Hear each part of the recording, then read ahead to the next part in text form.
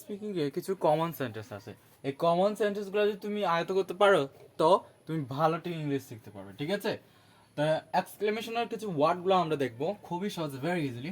So marvellous আমরা ব্যবহার করি বাহ, বেশ কিছু অনেক ভালো লাগছে বা দেখতে অনেক সুন্দর, তাহলে আমরা বলবো কি মার্ভেলাস বা বেশ বা বেশ। বা খাইতে কোনো কিছু খায় তাহলে যদি ভালো লাগে তাহলে বলবো কি বা বেশ। ওয়েল ডান, সাবাস, ওয়েল ডান, সাবাস আমরা বলবো কি ওয়েল ডান, সাবাস। এরপর হচ্ছে বিউটিফুল, বাহ সুন্দর তো। বিউটিফুল হচ্ছে বাহ সুন্দর তো। বিউটিফুল হচ্ছে বাহ সুন্দর তো। বিউটিফুল বাহ সুন্দর তো। এরপর হচ্ছে ও, আরে তাই নাকি, আরে তাই নাকি আমরা ব্যবহার করব ও, আরে তাই নাকি। এরপর হচ্ছে মাই গড, আমরা কোনো কিছু দেখলে বলি সর্বনাশ, my God. How tragic, how tragic, my God তাহলে হাই ভগবান, ঠিক আছে? আমরা ব্যবহার করবো হাই মাই গড।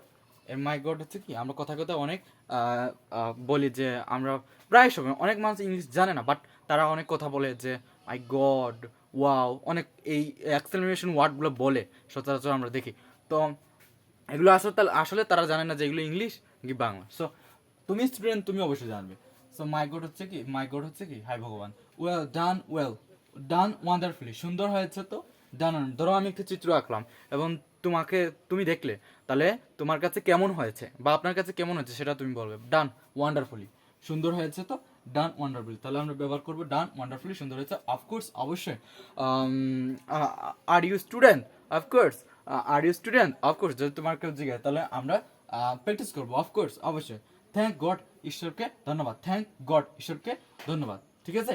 তাহলে আমরা এভাবে ফ্রেন্ডদের সাথে শেয়ার করব, অথবা আমরা আয়নার সামনে দাঁড়িয়ে কথা বলতে পারি, প্র্যাকটিস করতে পারি, যাতে আমাদের মাইন্ডে এই কথাগুলো থাকে, ঠিক আছে?